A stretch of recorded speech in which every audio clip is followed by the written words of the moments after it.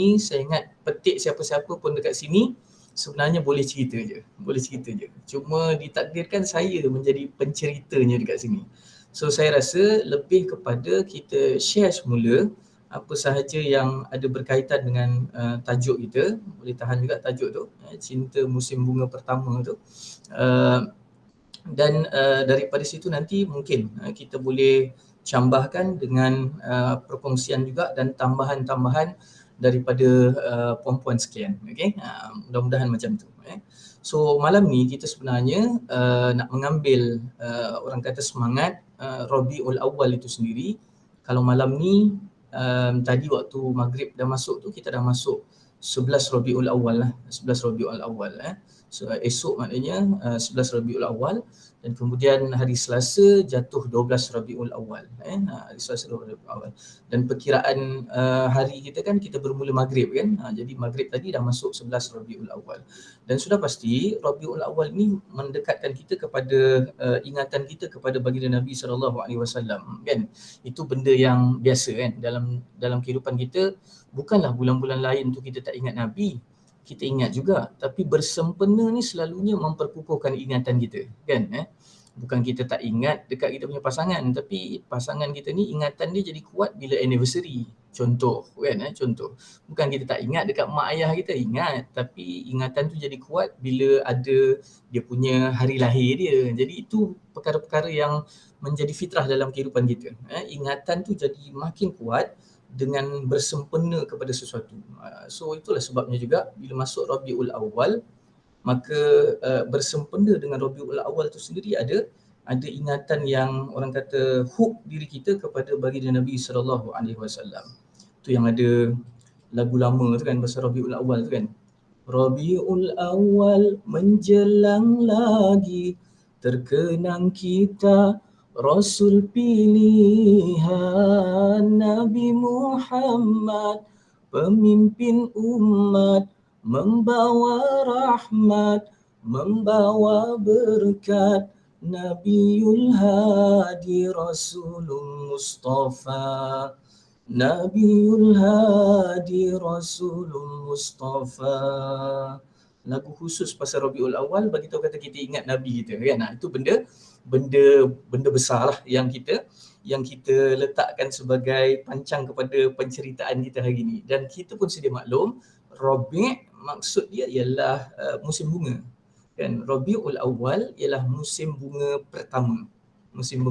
Kita ada Rabiul Akhir kan, musim bunga yang hujung lah, yang hujung. Ini musim bunga yang awal ataupun musim bunga yang pertama. Itu sebablah sekarang ni ramai orang yang sedar tentang maksud itu. So tajuk pun jadi macam itulah, cinta musim bunga pertama. Sebenarnya cinta Rabiul Awal je, bukan apa pun kan. Tapi kita boleh ambil itu sebagai modal untuk letak dekat IG dengan Facebook lah. Bila sampai 12 Rabiul Awal nanti kan, nampak lain macam sikit kan. Orang ingat cerita Korea, tapi sebenarnya rupanya Rabiul Awal punya cerita je. Jadi bila kita sebut tentang Rabiul Awal dan juga cinta kepada Nabi SAW, kita tahu bahawa sebenarnya jalan untuk mencintai Nabi SAW adalah dengan mengangkat Nabi tu, dalam erti kata, kalau katakanlah orang kata jalan dia adalah dengan berselawat ke atas baginda Nabi SAW. Cumanya malam ni saya nak lontarkan kepada diri kita, saya lah terutamanya, dan kita semua, bahawa sebenarnya dalam situasi kita kata nak menambahkan cinta kepada Nabi, berselawatlah. Dia jadi klise sangat. Semua orang tahu benda tu. Tapi sejauh mana kekuatan tu nak ada? Dan kalau kekuatan tu nak ada, kita nanti letakkan balik definisi cinta tu sendiri. Definisi cinta tu sendiri. Bila kita sebut tentang cinta, kita nanti akan melafazkan cinta. Ada lafaz-lafaz cinta lah. Lafaz-lafaz cinta. Dan lafaz cinta yang benar-benar memberikan makna adalah lafaz cinta yang datang daripada rasa. Dia ketulusan rasa tu datang. Maka kalau katakanlah lafaz cinta tu ialah I love you, tapi dia datang dengan I love you tanpa rasa, dia tak ada apa-apa tau. Dia macam angin lalu je. Sama juga barangkali bila kita sebut kalau nak cinta kepada Nabi, selawat lah, selawat. Tapi kita punya selawat tu, Allahumma salli ala Muhammad wa ala ali Muhammad, katakan contoh begitu, Allahumma salli ala Sayyidina Muhammad wa ala ali Sayyidina Muhammad, tapi dia kosong.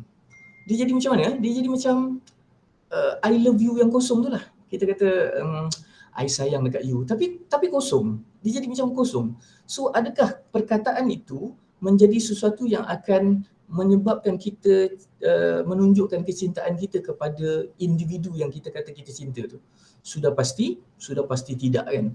Jadi saya sendiri pun berfikir-fikir, lama saya fikir ni, daripada diberitahu tentang jemputan ni, apa benda kita nak letakkan supaya kita punya kecintaan tu, bila kita kata cinta kepada Nabi, selawat itulah jalan dia, selawat itulah jalan dia, macam mana nak meletakkan rasa? So meletakkan rasa itulah nanti kita akan perasan adanya ayat dalam surah Al-Insyirah. Allah Subhanahu Wa Taala menyebutkan kepada kita pada surah Al-Insyirah tu, ayat yang keempat, kita pun dah hafal dah ayat ni, wa rafa'na laka dhikrak. Surah Al-Insyirah, alam nashrah wa rafa'na laka dhikrak, kan?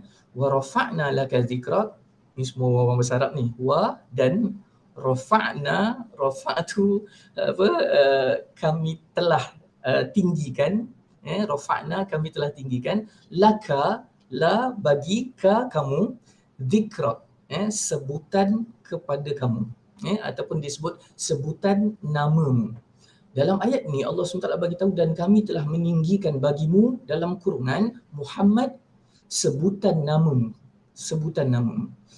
Dan bila saya terlibat dengan tadabbur Al-Quran, bila kami bertadabbur dengan ayat yang keempat daripada surah Al-Insyirah ni, ulama-ulama tafsir meletakkan beberapa orang kata kedudukan tinggi yang Allah Subhanahu Wa Taala meninggikan sebutan nama Nabi tu. Dekat sini nanti kita akan nampak bahawa sebenarnya selawat tu, kalau kita kata ingat Nabi ni selawat lah, itu klise, tapi sebenarnya dalam kehidupan kita ada ketinggian nama Nabi yang kalau kita betul-betul menghayati yang disebutkan dalam apa yang ulama sebut tentang penafsiran ataupun tadabbur ayat 4 surah Al-Insyirah ni, kita akan seolah-olah dapat memasukkan rasa tu. Memasukkan rasa tu. Ulama tafsir kata bagaimana cara Allah Subhanahu Wa Taala meninggikan sebutan nama Nabi Muhammad sallallahu alaihi wasallam. Yang pertama adalah dengan kalimah syahadah. Sebab apa? Sebab disebutkan oleh ulama bahawa nama Allah disebut dan seiringan dengan nama Allah tu ada nama Nabi kita, Muhammad sallallahu alaihi wasallam. Itu sebablah syahadah ada apa dia? Asyhadu an la ilaha illallah wa asyhadu anna Muhammadar Rasulullah. Itu yang pertama yang Allah tunjukkan bagaimana Allah tinggikan sebutan nama kekasih dia. So selepas daripada ini, barangkali bila kita dengar sesuatu yang namanya ataupun lafaznya adalah syahadah, dekat situ kita boleh masukkan rasa. Boleh masukkan rasa. Dan kalau kita nak memasukkan rasa ni, saya cadangkan diri saya dan kita semua sedang berusaha juga sebenarnya nak memasukkan rasa tu bila kita mengangkat apa dia? Syahadah kita ketika solat tu. Bila kita sebut asyhadu an la ilaha illallah wa asyhadu anna Muhammadar Rasulullah, masuk tak rasa tu? Ataupun ketika itu kita lost, tahu-tahu tangan kita dah naik je, ataupun kadang-kadang tangan tak naik, terlelap dah kan, letih dan sebagainya, tahu-tahu dah nak bagi salam je, fil alamina innaka hamidum majid, tak tahu bila asyhadu an la ilaha illallah tu berlaku. Kalau ini kita boleh masukkan dengan rasa, maka mulai daripada malam ini untuk menambahkan cinta kepada baginda Nabi sallallahu alaihi wasallam, kalimah syahadah yang kita ungkapkan di dalam solat khususnya, di luar solat boleh juga, di dalam solat khususnya kita datangkan dengan rasa. Seolah-olah nak bagi tahu macam mana setiap kali kita bertasyahud awal dan bertasyahud akhir tu ada rasa. Ada rasa kat situ. Maknanya asyhadu an la ilaha illallah wa asyhadu anna Muhammadar Rasulullah. Dia datang dia punya rasa tu. So kalau datang dengan rasa, maknanya apa dia? Kita melafazkan cinta tu dengan sesuatu yang memang ada weight, ada berat dia dekat situ. Kalau tidak, dia lafaz biasa. Dia lafaz biasa. Dia jadi macam satu lafaz yang angin lalu je. Itu yang pertama. Yang seterusnya, ulama tafsir juga kata Allah Subhanahu Wa Taala meninggikan nama Nabi ataupun sebutan nama Nabi ini dalam khutbah yang sentiasa disebutkan oleh para khatib. Khutbah. Barangkali perempuan tak terlibatlah dengan perkara ini, tapi kita tahu kan, maknanya dalam kita belajar dan sebagainya, dalam khutbah itu adanya apa dia? Adanya pasti ada khatib yang mesti dia menjadi syarat ataupun menjadi rukun kepada sahnya khutbah tu. Adanya apa dia? Innallaha wa malaikatahu yusalluna 'alan nabi ya ayyuhalladzina amanu sallu 'alaihi wa sallimu taslima. Saya beberapa kali naik mimbar, diberikan rezeki untuk itu, dan saya perasan ketika khatib ataupun saya lah ketika itu melantunkan arahan ini ataupun ayat ini, maka dia dipandang sepi oleh jemaah.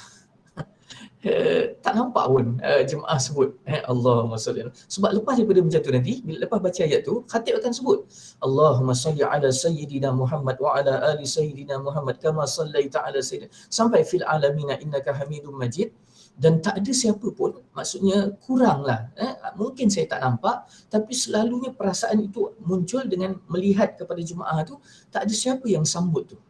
Kalau katakanlah kecintaan kita ada kepada Nabi sallallahu alaihi wasallam, untuk lelaki lah, saya sentiasa bagi tahu kata saat itu adalah saat yang kita takkan terlepas. Sebab ayat tadi tu dibaca ialah ayat arahan tau. Dan arahan itu bukan datang daripada cikgu kita, ustaz kita, ustazah kita. Dia datang daripada Allah Subhanahu Wa Taala. Dan Allah mendahulukan ayat itu dan seruan itu dengan bagi tahu bahawa aku pun buat. Sesungguhnya Allah dan para malaikat berselawat ke atas Nabi. Wahai orang yang beriman, ucapkanlah selawat dan salam ke atas baginda Nabi sallallahu alaihi wasallam, dengan ucapan yang lengkap, sejahtera dan sempurna, disebut begitu. Dan itu juga boleh mendatangkan weight lah, mendatangkan berat rasa bila kita masukkan orang kata ucapan Allahumma salli ala Muhammad wa ala ali Muhammad tu ketika waktu itu. Untuk muslimat, saya tak tahu dekat mana nak letak benda tu, tapi saya yakin dan percaya ketika mana ada orang sebut Nabi kita Muhammad sallallahu alaihi wasallam, kita sebut sallallahu alaihi wasallam tu, sambutan kita tu kadang-kadang sambut, kadang-kadang tak sambut kan. Jadi sambutan kita tu dengan rasa tu kita masukkan sekali. Dan saya memang cuba usahakan ketika mana saya tidak maknanya naik mimbar, saya berusaha untuk waktu tu, momen tu saya benar-benar sedar.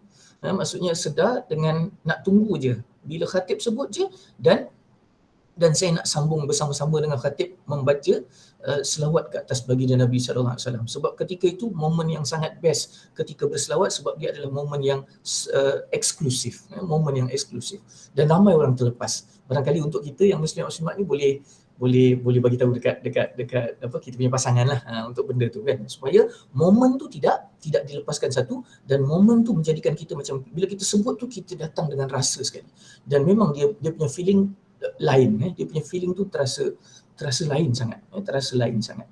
Dia punya saya nak cerita ni pun dia dah jadi lain. Dia punya rasa tu jadi lain sangat. Jadi lain sangat. Barulah kita kata kecintaan kita tu benar-benar dengan sebutan dan rasa. Sebutan dan rasa. Dan itu benda yang boleh kita letakkan sebagai nilai tambah kepada cinta kita kepada baginda Nabi sallallahu alaihi wasallam waktu datangnya Rabiul Awal ni.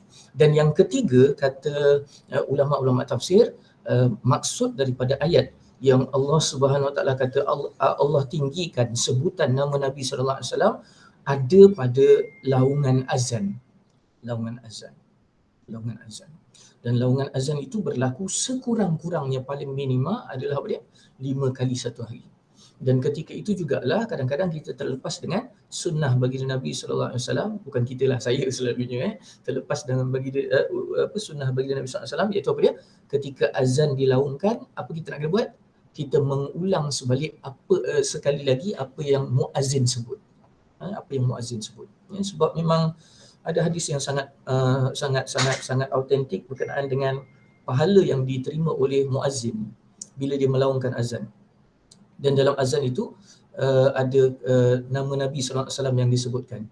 Dan kita diminta untuk, maknanya bila disebut asyhadu anna Muhammadar Rasulullah, maka kita kena sebut asyhadu anna Muhammadar Rasulullah kan. Jadi itu yang kita harapkan supaya memasukkan rasa ketika azan dikumandangkan. Azan dikumandangkan. Malahan salah satu daripada orang kata dia punya perkara yang menjadi hook kepada diri kita, kepada Nabi SAW adalah dengan sunnah azan itu datangnya sunnah-sunnah yang lain lah. Sunnah solat berjamaah, sunnah maknanya doa selepas daripada azan dan sebagainya. Jadi sekurang-kurang ada 3 kat situ. Ada 3 kat situ. Satu saya rangkumkanlah, kalimah syahadah dan juga tasyahud tu adalah sesuatu yang disebutkan sebagai jalan Allah Subhanahu Wa Taala meninggikan nama Nabi sallallahu alaihi wasallam. So yang ini boleh jadi orang kata kita punya benchmark dan juga latar kepada cerita kita bagaimana kita nak menambahkan kecintaan kepada Nabi sallallahu alaihi wasallam. Pokok kepada ceritanya ialah nak bagi tahu kepada diri saya dan kita semua ialah ketika mana kita sebut selawat ataupun lafaz yang ada nama Nabi sallallahu alaihi wasallam, maka kita letakkan rasa dekat situ. So barulah rasa tu memberikan kesan. Dan kesan itu bukan biasa-biasa, kesan itu kepada diri kita sendiri dan kesan itu kepada Nabi sallallahu alaihi wasallam sendirilah. Nabi pun merasa benda tu kan. Macam kita letakkan perkataan I love you pada tempatnya, dan kemudian I love you tu memang betul-betul tulus daripada hati dengan rasa sekali I love you tu. Maka akan dapat dirasa aura itu oleh orang yang kita kasihi itu. So benda yang sama juga untuk Nabi kita. Malahan kena lebih lagi daripada itulah sepatutnya. Kena lebih lagi daripada itu. Okey. Tu salah satu daripada jalan untuk mencintai Nabi sallallahu alaihi wasallam, iaitu dengan berselawat kepada baginda Nabi sallallahu alaihi wasallam. Tapi kita tak buang klisenya, caranya adalah dengan menambah rasa. Satu. Seterusnya saya ingat jalan juga untuk kita mencintai Nabi, menambahkan kecintaan kepada Nabi sallallahu alaihi wasallam adalah dengan menelusuri sirah yang dilalui oleh Nabi sallallahu alaihi wasallam. Dan bersempena dengan kita punya Maulidur Rasul ni, walaupun kita sedia maklum kan, maksudnya kita dah baca dah bahawa Maulid Nabi ni dari segi tarikhnya ada percanggahan dari segi menetapkan tarikh lahir Nabi sallallahu alaihi wasallam tu sendiri. Kalau kita baca dalam kitab-kitab pun disebutkan ada beberapa pendapat, dan kita dekat Malaysia ni dengan silibus kita meletakkan 12 Rabiul Awal lah. Tapi ada pendapat-pendapat lain yang menyatakan bahawa ada tarikh-tarikh yang lain lah. Cumanya dalam kelahiran baginda Nabi SAW yang mereka sepakati ialah apa dia? Ulama semua sepakati bahawa tahun kelahiran Nabi SAW tu adalah tahun gajah. Yang tu semua bersepakat. Tahunnya tahun gajah. Tarikhnya tu ada perbincangan. Ada yang kata 9 Rabiul Awal, ada yang kata 12 Rabiul Awal. Jadi kita tak nak pening-peningkan kepala untuk anak-anak kita, pasal kalau saya ceramah kat sekolah dan sebagainya, saya tak sentuh benda tu sangat. Sebab nanti diorang jawab luar daripada silibus, diorang tak dapat markah nanti. Sebab silibus kita memang 12 Rabiul Awal kan. Jadi follow je lah silibus tu, tak ada masalah lah.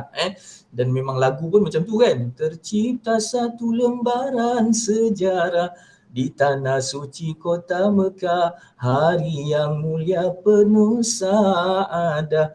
Bermulalah sebuah kisah, malam Isnin subuh yang indah.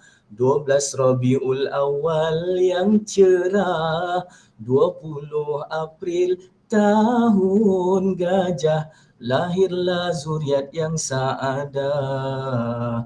So dekat situ pun dia kata 12 Rabiul Awal kan. So pegang je yang itu sebagai silibus. Tapi untuk pembacaan kita tahu bahawa ada orang kata perbezaan pendapat dekat situ. Cuma kita nak pergi apa lagi? Kita nak pergi ialah pada tahun gajah tu sendiri. Dan jalan untuk mencintai Nabi SAW adalah dengan menelusuri sirah nabawiyah. Dan jalan untuk kita menelusuri sirah nabawiyah dengan ada sesuatu yang kita boleh bawa balik. Kita bukan sekadar menelusuri sirah itu dengan kita imbas balik cerita saja. Yang itu kita tak akan dapat apa-apa. Profesor Dr. Siddiq Baba, zaman-zaman dia bersama dengan saya dalam program training, kami selalu berjumpa dan sebagainya, dia selalu sebut dekat saya, dia kata, Izhar, kalau kita ni hanya mengimbas-imbas sirah saja ataupun sejarah saja, kita akan jadi orang yang sifatnya nostalgik. Nostalgic, maknanya ulang-ulang benda dulu je. Mak-mak kita suka tau benda tu. Mak-mak kita suka benda tu. Perasan tak kita pun dah mula suka benda tu. Maknanya kita pun dah mak-mak tau. Dah mak-mak. Dulu mak kita memang suka macam tu kan. Kita duduk je, dulu, zaman dululah kan. Dulu. Mak kita memang mesti macam tu je. Kalau perasan kita pun dah mula macam tu tau. Dulu jangan harap lah nak makan macam ni. Dulu kita dah mula macam tu. Memang macam tu. Sebab apa? Sebab itu circle kita. Kita dulu rasa macam, aduh dia dah start dah cerita dulu. Kalau saya yang Jawa ni dia dah start dah. Kalau dulu tu cakap Jawa, mbien. Kalau dia dah start mbien, maknanya nak ulang cerita dulu lah tu. Mbien tu maksudnya dulu.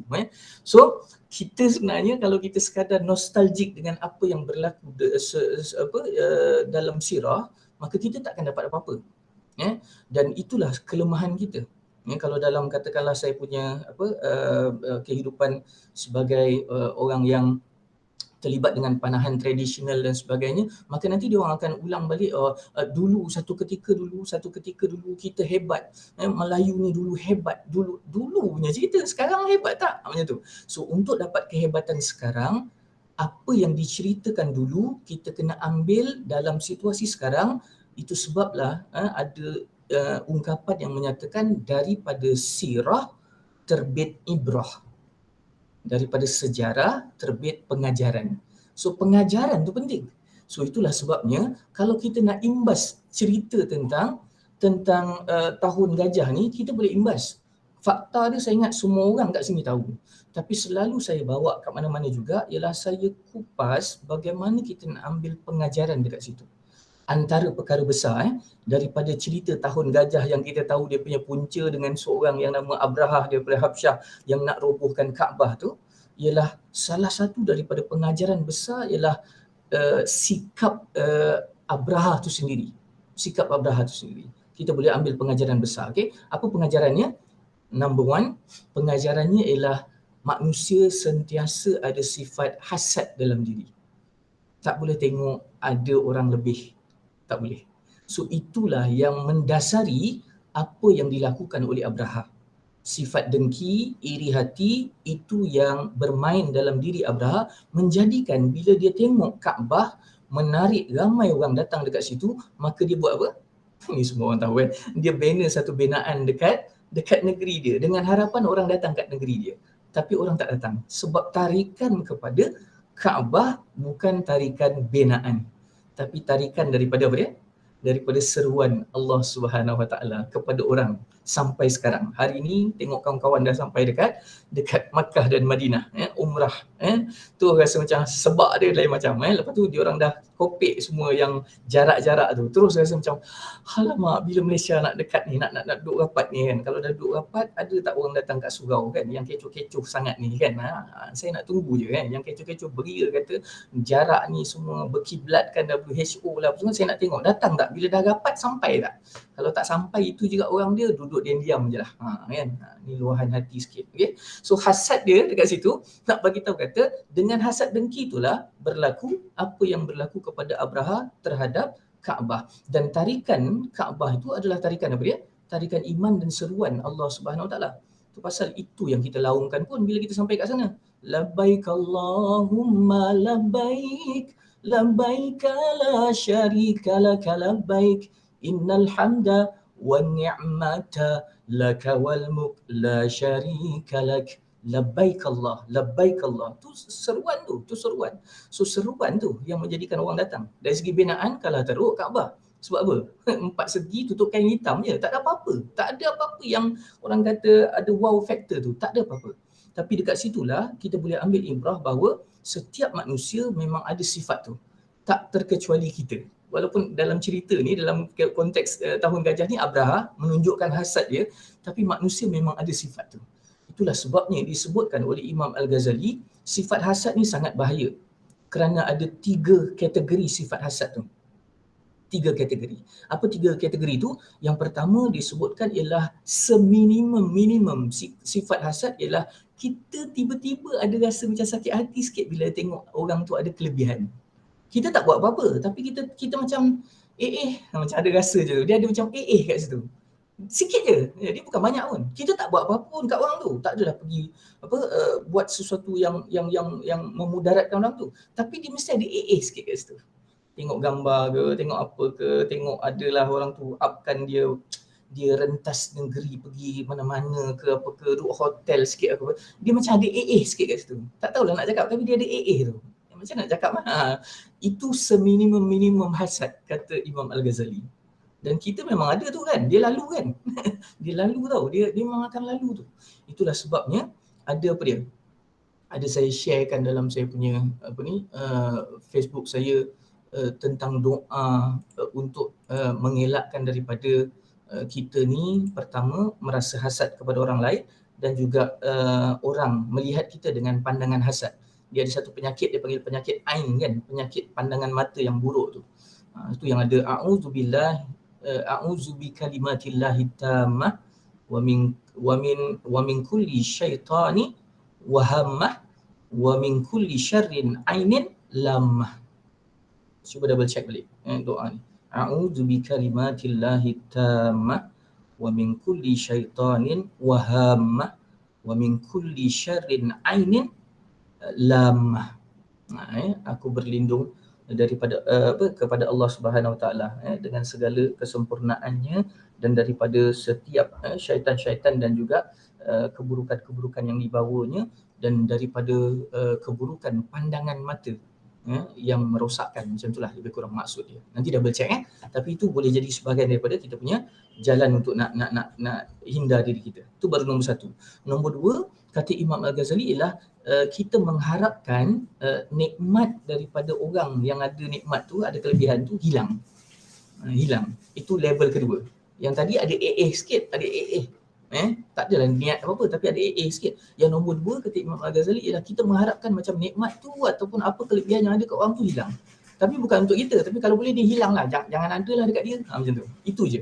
Dia berhenti kat situ. Itu pun dah naik level kedua. Dan level tertinggi adalah apa dia? Hasad. Kita mengharapkan apa yang ada pada orang, kelebihan dan nikmat tu hilang dan benda tu, nikmat tu dan juga kelebihan tu jadi ada dekat kita. Maknanya orang tu tak dapat, kita dapat. Itu paling tinggi lah dari segi hasad tu. Dari segi hasad. So prosesnya adalah nak bagi tahu kepada kita, pembelajaran pertama, ibrah pertama ialah sifat hasad tu kita kena pelihara. Cuma dalam agama kita diajarkan kepada kita ialah apa dia? Ada hasad yang dibenarkan. Ada hasad yang dibenarkan. Saya ingat ni 10 orang tahu juga kot. Cuba tulis dekat chat sikit. Hasad yang dibenarkan. Hasad dengki yang dibenarkan. Apa? Yang dibenarkan. Hasad ni tak dibenarkan, tapi ada hadis beritahu kata ada hasad yang dibenarkan dalam dua keadaan. Apa Ustazah-ustazah sekalian, tolong. Agaknya apa?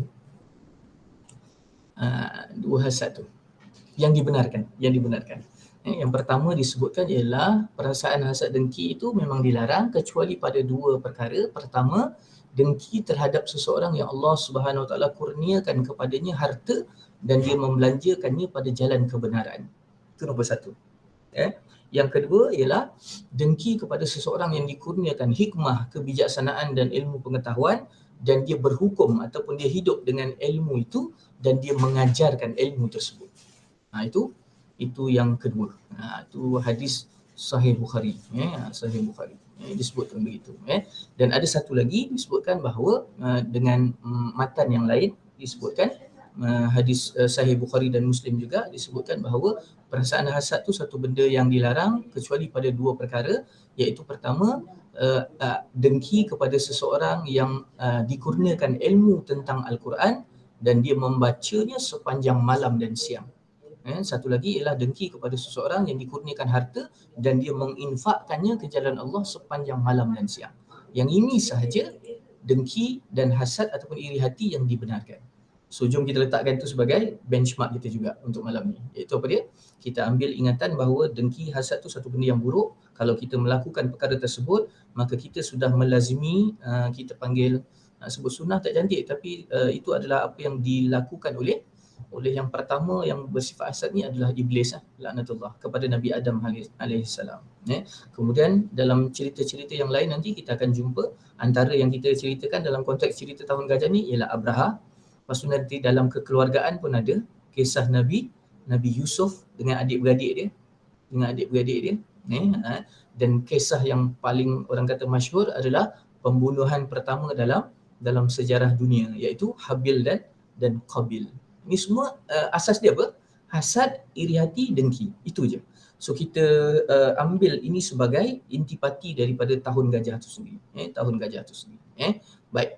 Itu satu. Kemudian kalau kita tengok daripada tahun gajah ni, ketika mana saya mengimbas-imbas satu buku sirah nabawiyah yang saya boleh sarankan kepada semua juga untuk mendapatkannya, tajuknya Ar-Rahiqul Maktum, karangan Safiur Rahman Al-Mubarakfuri.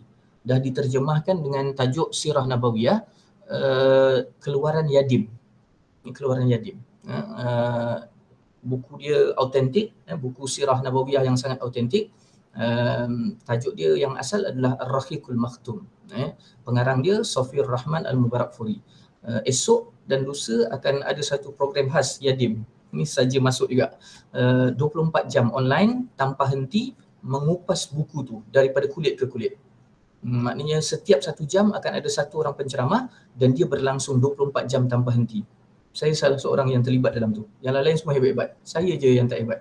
Yang lain semua Dr. Fadilah Kamsah, Dr. Robiah, semua yang tu yang terlibat. So diorang akan mula daripada besok malam pukul 10 macam tu pelancaran dia, dan terus 11, 12, 1, 2, 3, 4, 5, 6 pagi semua tu ada pengisian. Untuk yang pagi-pagi tu yang mengisinya adalah orang daripada luar negara. Penceramah-penceramah daripada luar negara. Jadi dia orang waktu tu siang lah, kita awal pagi subuh. Lepas tu disambung-sambung. Nak ceritanya itu ada dia punya program kat situ, dan bukunya dia orang kupas daripada hujung ke hujung, daripada kulit ke kulit. Dia punya judul dia Sirah Nabawiyah tu, Ar-Rahiqul Maktum. Nanti saya sharekan dia punya link sebab program ni mendapat pengiktirafan, insya-Allah akan mendapat pengiktirafan Malaysian Book of Record. So siapa-siapa kat sini boleh jadi dia punya peserta, pun akan dapat sijil yang sama, tapi dengan syarat dia ada berapa credit hours yang kena terlibat lah. Tak boleh lah masuk 5 minit tiba-tiba dapat sijil Malaysian Book of Record kan. Sebab dia 24 jam. Dia ada dia punya timing dia. Saya tak pasti berapa, nanti saya double check balik setiap satu tu. Okey. Baik, balik kepada cerita tadi tu, dalam Sirah Nabawiyah Ar-Rahiqul Maktum dia bagi tahu punca kepada Abrahah menyerang Kaabah adalah kerana ketika mana dia binaan dekat negeri dia, entah macam mana ada satu orang pemuda daripada Bani Kinanah datang ke tempat Abrahah ni dan membuat onar di binaan dia tu. Katanya membuang najis, mengotorkanlah. Dan itu mendatangkan kemarahan Abrahah dan menjadikan dia buat ataupun dia mengumpulkan bala tentera bergajah dia tu. So dekat sini bila saya baca, saya nampak ada satu ibrah yang cantik untuk kita ambil malam ni. Iaitu apa dia? Jangan memulakan persengketaan walaupun kita berada di pihak yang benar. Sebab pemuda Bani Kinanah ni adalah pemuda yang ada dekat kota Mekah. Dia tak suka kepada Abrahah, apa yang Abrahah buat tu, dia pergi kacau benda tu. Dan benda tu menjadikan apa dia? Timbal balas balik itu satu benda yang tak elok. Nampak tak? Dalam situasi kehidupan kita hari ini, macam tu sebenarnya. Kita berada di pihak benar. Tapi oleh kerana kita menyucuk orang-orang yang tak tepat ni, akhirnya apa jadi? Panjang lebar jadi dia punya cerita itu. Kita dah tahu dah sifat netizen, dia netizen. Dia datang dan pergi. Dia tak ada nama. Dia adalah keyboard warrior. So kita tak payah layan benda tu sebenarnya. Tapi tiba-tiba kita macam, nak memberitahu kata kita ni benar. Kita pun bagi sikit je. Sekian, terima kasih. Berpanjanganlah benda tu nanti. Kan? Berpanjanganlah benda tu. Itu pasal saya respect kepada Dr. Zulkifli Al-Bakri. Bila mana dia masukkan sesuatu, memang ramai orang hentam dia.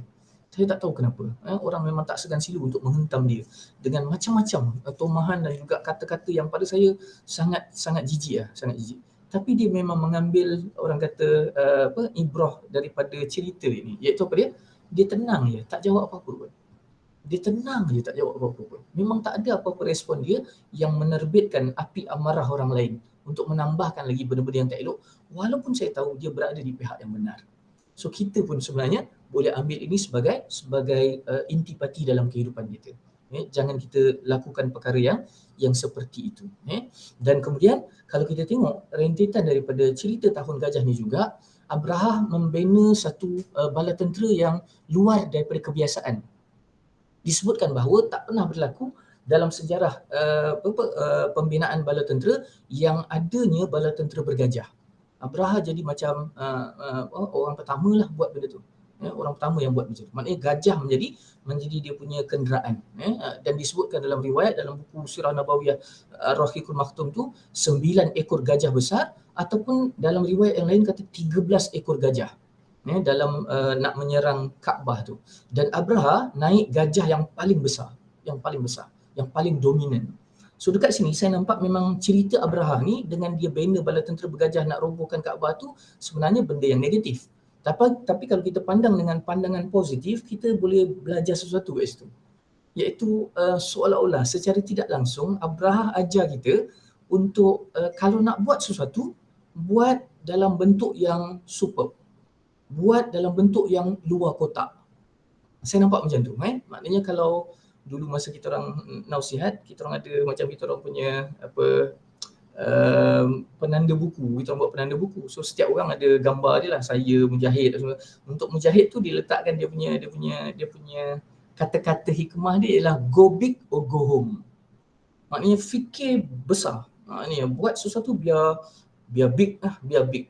So Abraha sebenarnya macam ajar kita macam tu tau. Maksudnya bila dia buat satu bala tentera luar daripada kebiasaan, maknanya dia pergi beyond daripada orang kata norma biasa. Dia buat sesuatu yang super, yang ada wow factor dekat situ. So kita boleh ambil itu sebagai salah satu daripada sisi ataupun sudut pandang positif daripada apa yang Abraha buat. Dalam kehidupan kita pun macam tu. Kalau kita nak buat sesuatu, biar ada wow factor sikit kat situ. Biar ada sesuatu yang lain sikit. Kita mencari kreativiti dekat situ. Kita tambahkan benda-benda yang sifatnya ada nilai tambah dekat situ. Jadi dia akan nampak apa dia? Dia akan nampak sesuatu yang lebih baik daripada kebiasaan. Dan kemudian dikatakan bala tentera Abraha bergerak sampai berdekatan dengan kota Mekah. Dia tak terus masuk ke kota Mekah dan juga menyerang Kaabah. Macam tu aja. Sifat ni adalah disebut sebagai sifat gentleman orang-orang dahulu. Gentleman macam mana? Dia bagi tahu, dia war-warkan kehadiran dia. Baru seolah-olah macam nak bagi ruang untuk pihak lawan bersiap sedia. Dia bukan lawan macam lawan pukul belakang ni, bukan macam tu. Bukan macam tu. Dua-dua ready, okey jom. Macam tu. Dia macam tu tau.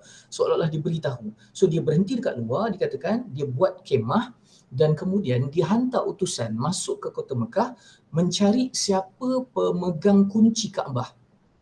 Dan disebutkan dalam riwayat pemegang kunci Kaabah, kita sedia maklum, adalah datuk Nabi Abdul Muttalib. So untuk menarik perhatian Abdul Muttalib yang memegang kunci Kaabah, apa dia buat?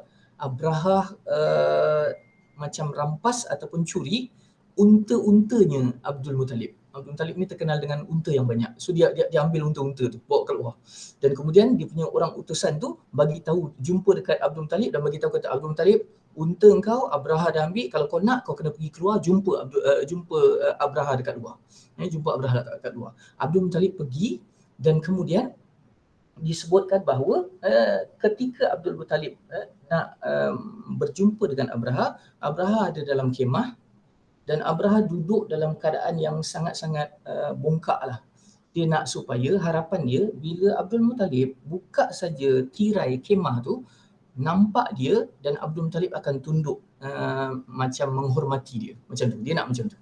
Tapi dalam riwayat menyatakan ketika Abdul Muttalib singkap saja kemahnya Abraha, maka perkara sebaliknya berlaku. Apa yang berlaku?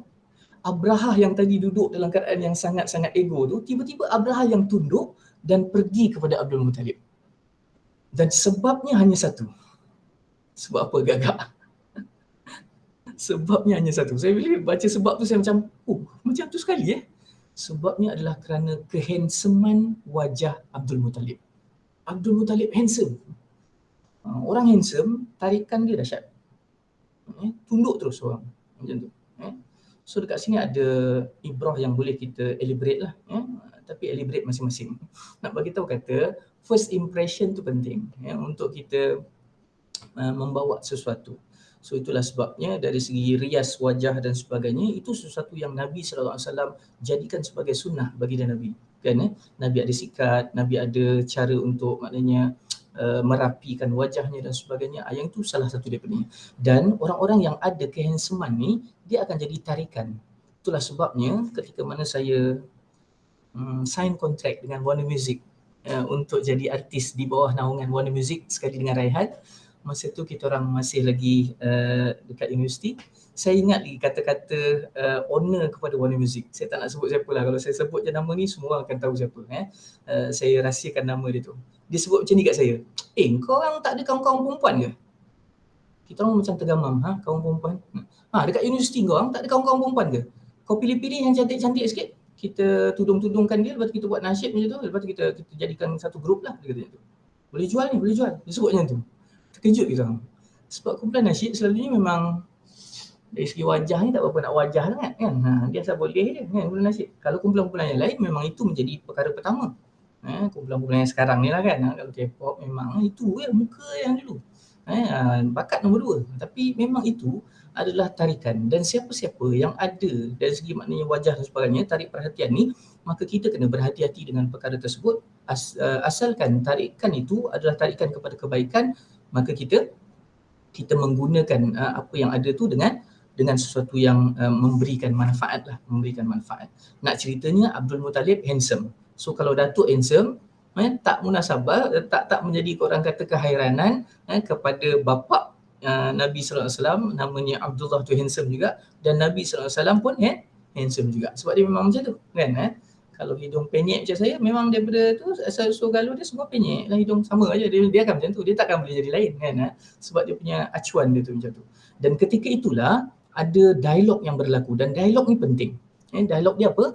Abraha bagi tahu kepada Abdul Muttalib, aku datang dengan bala tentera bergajah, tujuan aku nak robohkan Kaabah, aku tahu kau yang pegang kuncinya, tolong balik dan buat persiapan.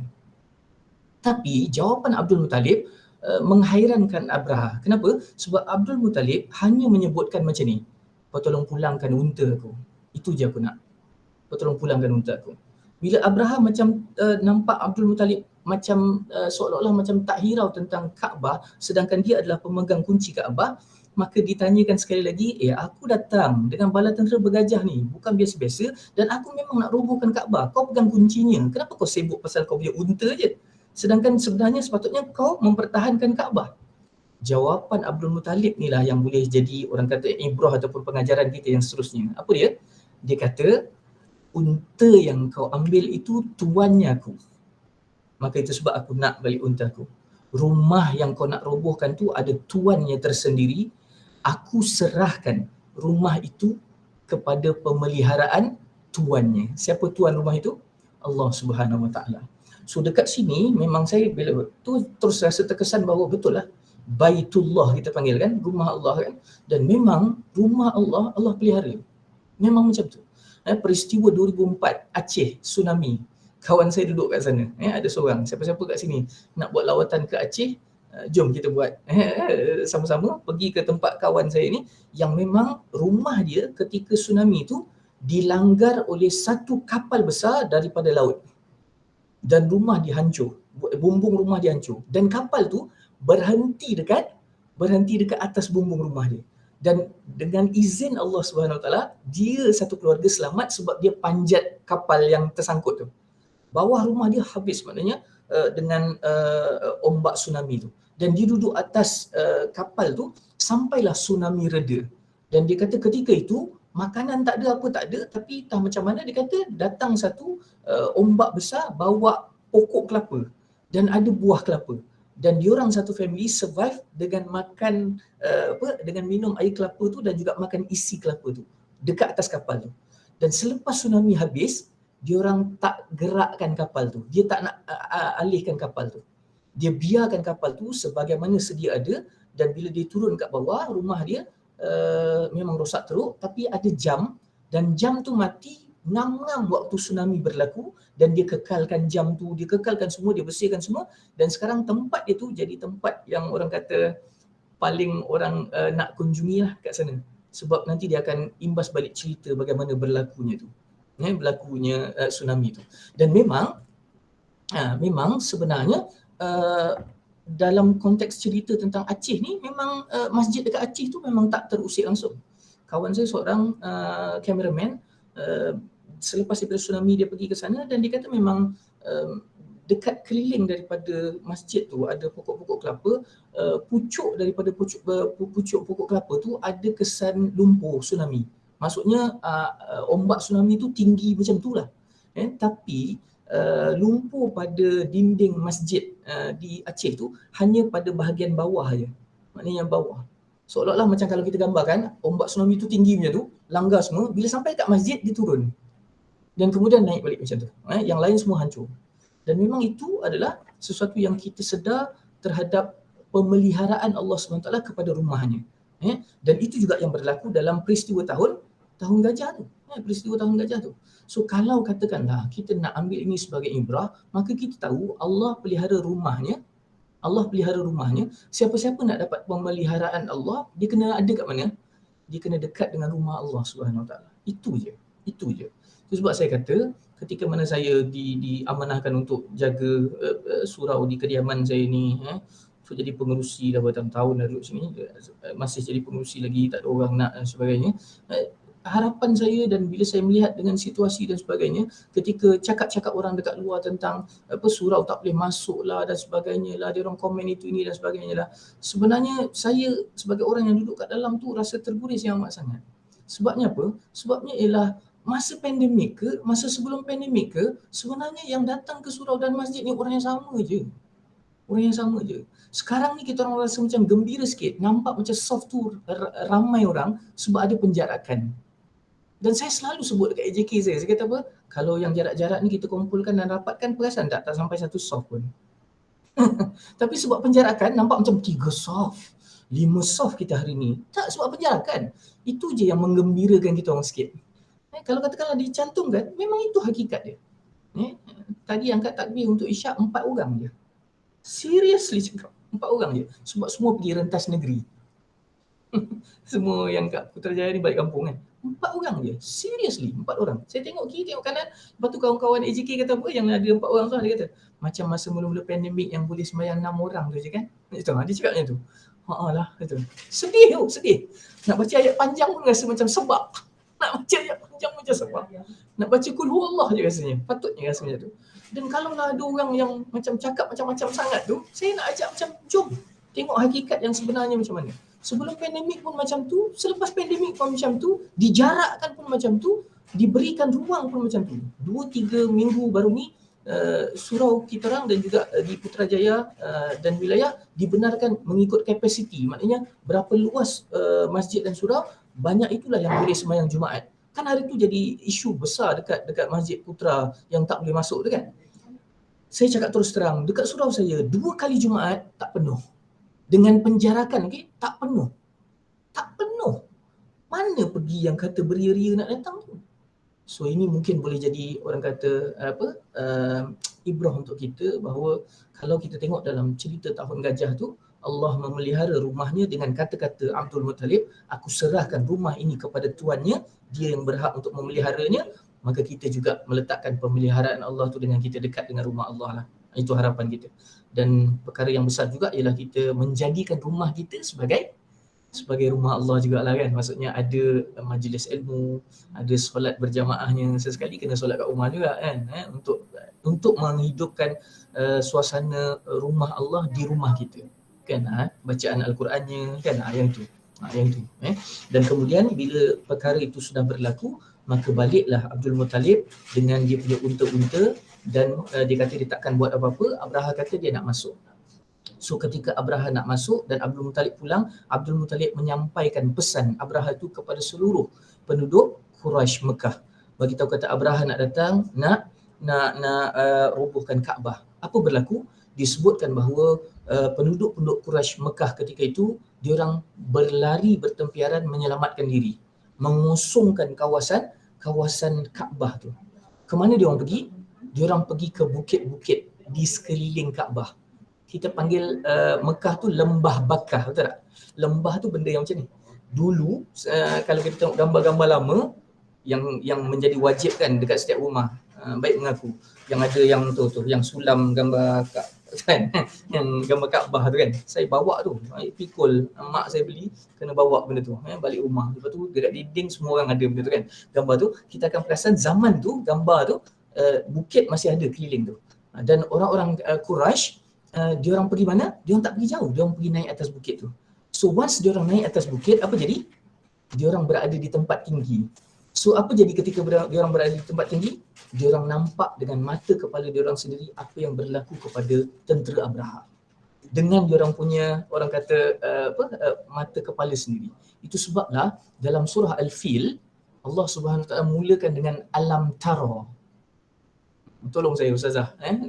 Alam tara ni, adakah, lam tidak, tara, kamu lihat. Tara ni bukan lihat biasa tau. Tara ni lihat dengan mata betul. Dan ayat itu sebenarnya Allah tujukan kepada Quraisy Mekah yang nampak sendiri macam mana tentera Abraha tu musnah. Diorang tengok sendiri, okay? Sebab diorang ada kat tempat tinggi, dekat bukit tu. Diorang nampak betul-betul macam mana dan apa yang berlaku. So dekat situlah Allah tempelak diorang dengan alam tara. Untuk kita semua, Allah gambarkan benda tu dengan gambaran yang lain, iaitu gambaran apa? Gambaran ayat yang hujung tu. Faja'alahum ka'asfim ma'kul. Kita tak ada kat situ. Tapi kita nak gambarkan macam mana keadaan yang mengerikan tu, maka Allah kata mereka itu dimusnahkan sebagaimana daun yang dimakan ulat. Daun yang dimakan ulat. Okey, apa ibrah dekat sini? Ibrah yang besar dekat sini ialah nak bagi tahu kepada kita keadaan manusia yang sebenarnya dah nampak benda benar dengan mata dia tapi masih menafikan kebenaran. Yang ini yang disebut sebagai musyrik. Orang yang ataupun disebut munafik.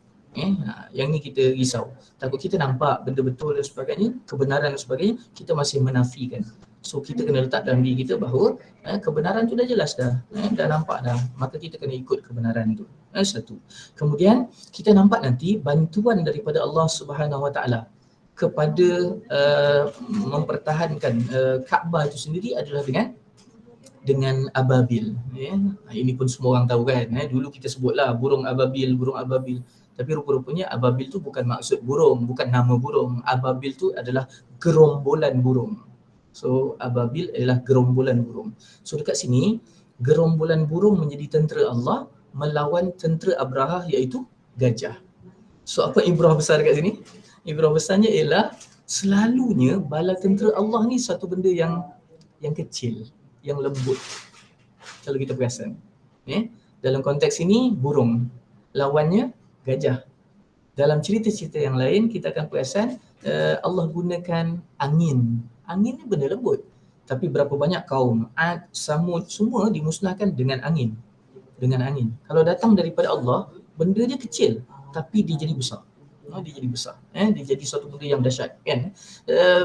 Nabi Nuh air bah. Kita baru cerita pasal tsunami. Air je, air. Bukan batu ke apa, air. Tapi bila datang daripada Allah Subhanahu Taala dia jadi besar. So kita boleh letakkan satu kekuatan kepada kita ialah apa dia? Jangan memperkecilkan sesuatu yang datang daripada Allah Subhanahu Taala. Jangan memperkecilkan. Dalam konteks kehidupan kita kadang-kadang kita rasa macam yalah apa yang Allah bagi tu kecil. Tapi sebenarnya kalau datang daripada Allah Subhanahu Taala tidak kecil lah. Dia benda besar. Kita je yang rasa kecil. Dalam konteks kehidupan kita, kita pun jangan memperkecilkan seseorang. Melihat seseorang dengan pandangan dia ni tak ada apa-apa. Sebab kecil mengalahkan yang besar. Ababil mengalahkan gajah. Jangan memperkecilkan seseorang. Dalam konteks kita punya kehidupan, jangan memperkecilkan usaha kita. Kan? Kadang-kadang usaha kecil. Saya lihat ini usaha kecil yang mengumpulkan anda semula balik, kawan-kawan daripada sekolah yang sama dan sebagainya. Ni sebenarnya usaha kecil, tapi jangan memperkecilkan usaha ini. Barangkali daripada usaha kecil ni ada nilaian yang besar di sisi Allah Subhanahu Wa Taala. Dengan syarat maknanya disusun dengan baiklah, maknanya pengurusan dan juga dia punya pengisian dan sebagainya. So jangan memperkecilkan benda tu. Dan satu lagi ialah kita perasan kalau kita kecil, dia jadi kuat dengan teamwork. Itu sebablah ababil adalah gerombolan burung. Baru-baru ni ada orang tunjukkan dekat IG tak silap saya, dia tunjukkan inilah burung ababil tu, kata. Macam burung layang-layang tu. Ada yang kata inilah burung tu, kata. Spesies inilah. Kecil, memang kecil. Tapi kecil tu bila berkumpul sekali banyak-banyak, dia jadi besar. Sama macam kita lah kalau kata teamwork tu kan. Kecil tapi kita buat sekali beramai-ramai, dia akan jadi besar. Dan kalau kita tengok selalunya ialah apa dia? Benda besar juga ialah bantuan Allah sentiasa datang tepat pada masanya. Tepat pada masanya. Kita selalu, bukan kita lah, saya lah selalu macam tertanya-tanya bila Allah nak bantu ni, bila Allah nak bantu ni kan. Dah sampai kat ujung dah macam seramnya, macam mana ni, bila lah Allah nak bantu ni, alamak seramnya, tak ada program ni, macam mana ni, anak nak masuk sekolah ni, seramnya macam mana, bila lah Allah nak bantu ni, bila lah orang tu nak ni, bila lah. Tapi nanti kita akan perasan, ataupun saya sendiri akan perasan bila saya tengok balik, renung balik, duduk balik, perasan bahawa bantuan Allah tu memang pada masanya. Kita je yang tak perasan. Masa kita minta, kita beri ya, bila dia bagi tu kita tak perasan. Rupa-rupanya dia memang suit betul dengan timing tu. Suit betul dengan timing tu. Kita je yang tak perasan. Ya, kita je tak perasan. Itu yang kita letakkan sebagai salah satu lagi kita punya ibrah kita. Bantuan Allah datang tepat pada masanya dan di luar daripada kotak fikiran kita. Kita pun tak perasan dan tak tahu bahawa ini rupanya bantuan. Kecil je. Ini rupanya bantuan. Kita tak perasan. Kita memang tak perasan. Dan perkara paling besar yang selalu saya tekankan kepada orang yang panggil saya ceramah, saya cerita tentang tahun gajah ni, ialah tentera bergajah versus neraka Allah. Macam ni cerita dia. Tentera bergajah musnah dengan balingan batu daripada ababil, gerombolan burung, dan batu tu adalah daripada neraka sijil lah. Dan bila kena, dia punya gambaran kerosakan yang berlaku kepada ataupun kemusnahan yang berlaku kepada tentera bergajah tu seperti daun dimakan ulat. Kalau kita gunakan imajinasi kita, daun dimakan ulat, satu daun yang dimakan ulat ni, daun tu berlubang-lubang. Sekarang ni tolong letakkan imajinasi kita kepada gajah yang kena batu daripada neraka sijil yang dibawa oleh ababil tu, badan dia berlubang-lubang. Bayangkan juga kita duduk dekat bukit batuan keras yang orang Quraisy Mekah tu duduk dan kita tengok benda tu. Gajah kena batu, badan berlubang macam kena asid tu. Agak-agak macam ni kita punya feeling dia. Dahsyat tau. Itu macam momen yang filem je boleh buat tu. Kan? Maknanya kita tak jumpa dalam bentuk yang live tu. Tapi kalau kita boleh tengok dengan mata kepala kita, memang itu adalah momen yang dahsyat tau, yang dahsyat. Badan berlubang-lubang ni hancur dengan terkena batu tu. Satu. Nombor dua ialah keadaan bagaimana ulat makan daun ni ialah kalau ulat tu makan betul-betul daun tu, yang tinggal adalah apa dia? Rangka daun tu je. Perasan tak?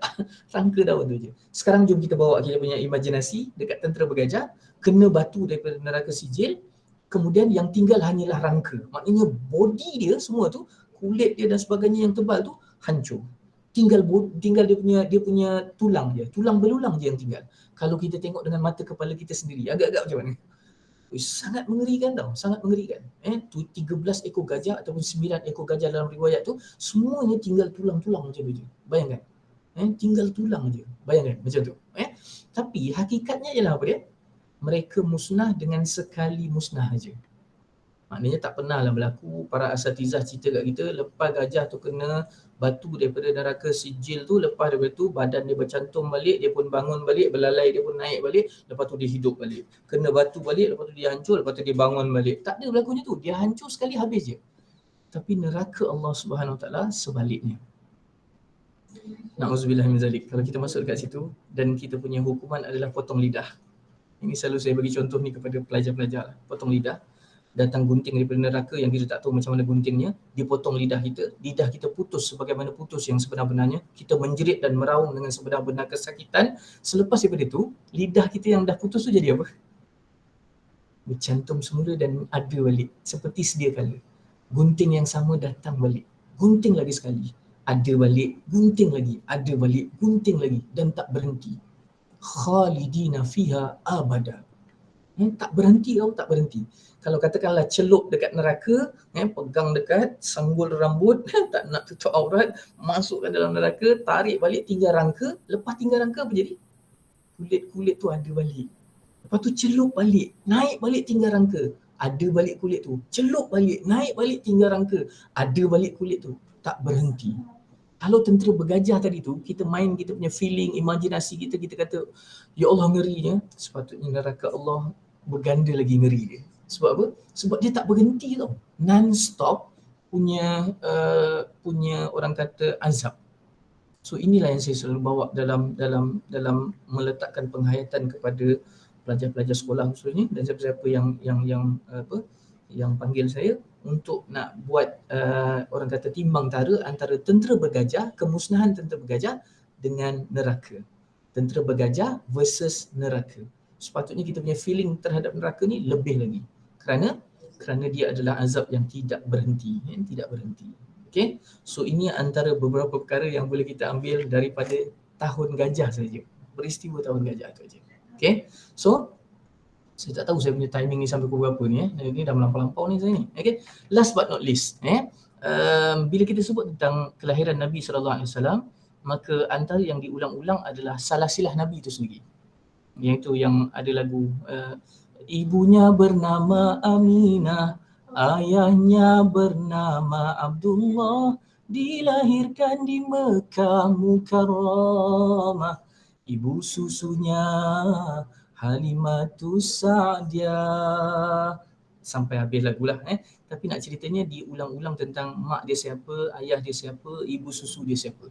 So dalam konteks kita nak mengambil itu sebagai ibrah, maka kita akan nampak bahawa seolah-olah bila kelahiran Nabi ni datang balik, Maulidur Rasul datang balik, dia nak mengingatkan kita pentingnya menjaga salasilah keturunan. Penting menjaga salasilah keturunan.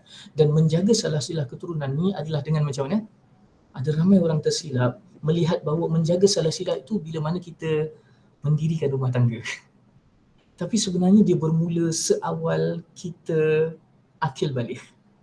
Kita menjaga akhlak kita adalah jalan untuk memastikan kita punya salasilah keturunan tu adalah yang baik-baik. Sebab ceritanya macam ni, Aminah adalah perempuan terbaik dengan akhlak yang baik. Dan dia bukan mula masa dia jumpa Abdullah. Dia mula daripada kecil dia. Maksudnya sampailah dia meningkat remaja dan juga berkahwin. Maknanya dia mula dekat situ. Abdullah juga terkenal macam tu.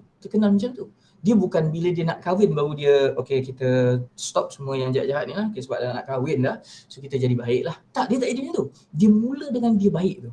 So yang ini yang selalu saya tekankan dekat pelajar-pelajar, kalau kau nak salasilah keturunan kau baik, kau kena bermula dengan kau jadi baik. Dan sebenarnya kau tengah membina salasilah kau, keturunan kau yang baik-baik itu, dengan akhlak baik tu. Sebab kita akan rakam semua benda yang ada pada diri kita dalam DNA kita. Dan DNA itu akan maknanya kita pindahkan ke rahim pasangan kita. Dan DNA rahim pasangan kita pula akan bercantum dan dia membawa semua info tentang kita. Itu sebablah bila baby lahir je semua orang datang ziarah, lepas tu dia tengok comel putih macam mak dia. Maknanya dia bawa DNA putih mak dia lah. Biasa putih ni memang mak dia lah, biasanya lah kan. Jarang macam bapak, jarang lah. Lepas tu dia kata, tengok tu mata dia macam mak dia. Macam tu lah. Tapi nanti satu ketika akan ada macam bapak tau. Bila dah besar sikit, lepas tu dia pun meragam sikit ke apa ke, dapat satu benda, mentak-entak ke apa ke, nanti akan keluar satu perkataan. Tak dapat je nak mengentak-entak, sama macam perangai sekian-sekian. Kan? Nampak tak bahawa sebenarnya yang kita bawa bukan sekadar DNA fizikal, tapi dibawa juga DNA spiritual ataupun akhlak tu. Memang ditransfer terus. Sorry to say, kalau kita kata kita ni semua sebagai mak ayah, sebagai orang yang dah barangkali ada zuriat, ketika mana zuriat kita buat sesuatu, dia macam flashback kita pernah buat benda tu. Tak tahulah kalau orang lain tak rasa. Tapi saya ada rasa macam tu kan. Tengok macam tu, dia ni sikit-sikit nak takut, sikit-sikit nak takut. Lepas tu slow je nanti kalau kita tengah cakap benda tu dekat depan mak kita. Mak kita pun tambah sedap je. Apa kurang orang tu masa kecil dulu pun macam tu lah. Benda ni takut, benda tu takut. Sama. Kan? Maknanya apa dia? Kita bawa DNA tu. So, dekat sini lah bila kita sebut bila lahirnya Nabi, ada salasilah ibunya siapa, maknya siapa, ayahnya siapa, ibu susunya siapa. So sebagai ibrah kepada kita ialah kita memperbetulkan salasilah kita balik. So memanglah kita punya history belakang-belakang kan, semua orang ada termasuk saya lah.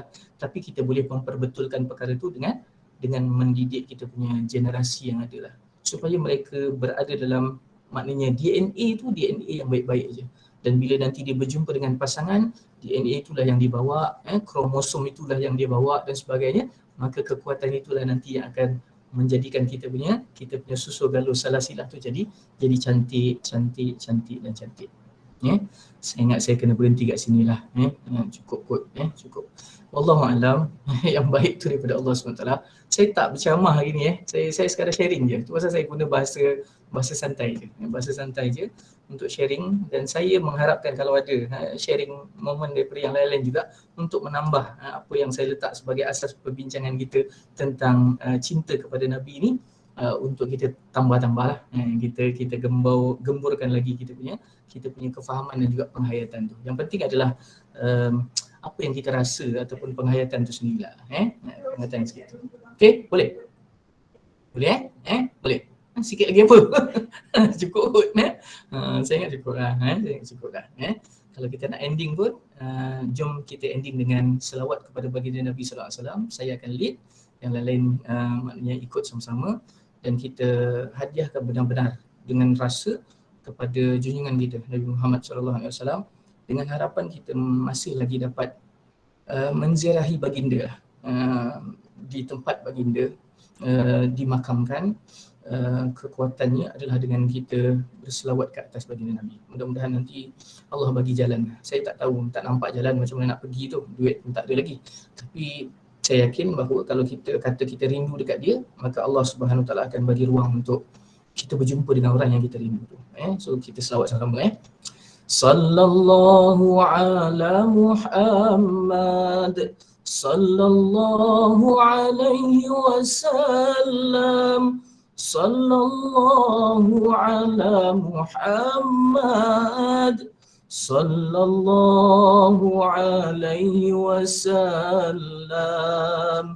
Ya Nabi salam alaika, Ya Rasul salam alaika, Ya Habib salam alaika, salawatullah alaika, sallallahu ala Muhammad, sallallahu alaihi wasallam, sallallahu ala Muhammad, sallallahu alaihi wasallam. Anta syamsun, anta badrun, anta nurun fawqa nuri, anta iksiru wa ghali, anta misbahu suduri. Sallallahu ala Muhammad, sallallahu alaihi wasallam, sallallahu ala Muhammad, sallallahu alaihi wasallam, sallallahu ala Muhammad,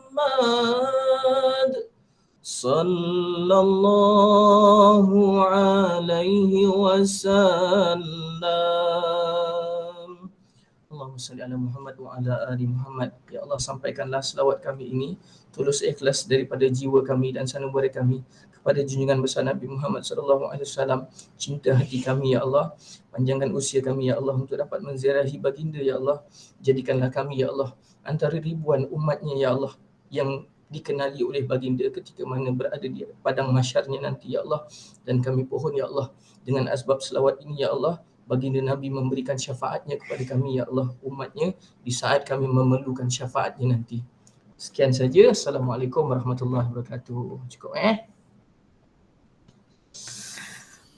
Baik, itulah tadi sedikit perkongsian daripada Ustaz Zahar. Terima kasih atas perkongsian ilmu yang diberikan. Jadi sebelum kita tutup majlis, ada apa-apa soalan ke?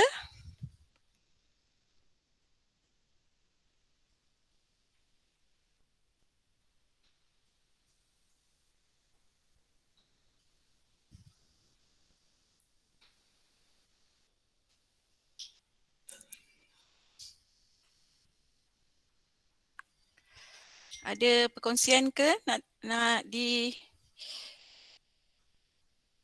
diutarakan? Okey. Zaina ada soalan, Yus. Okey, Zaina, silakan.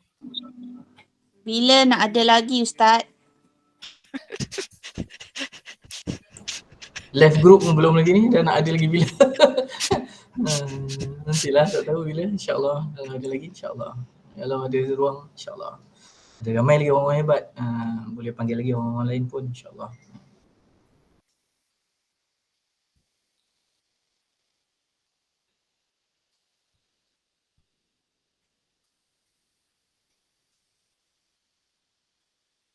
Okey. Okey, jika tak ada soalan, kita tutup majlis tazkirah kita pada malam ini. Ke ada apa-apa?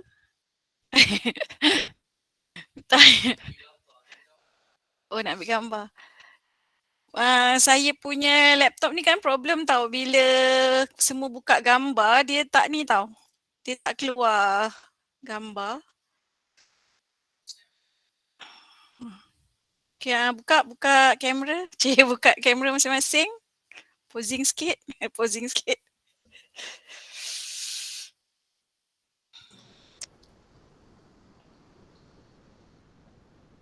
Boleh saya tolong snap lah kot, pakai PC. Nanti saya share dekat moderator Biasa snap juga. Okay, senyum.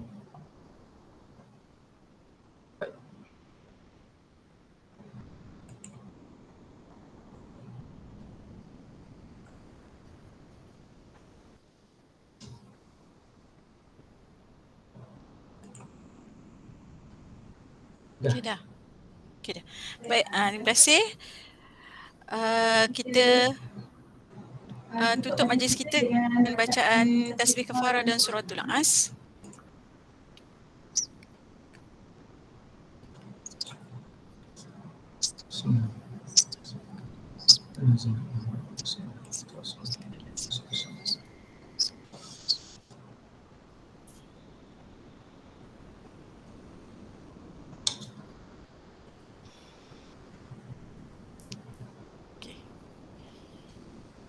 Terima kasih semua ya, saya minta maaf banyak kalau ada kekurangan.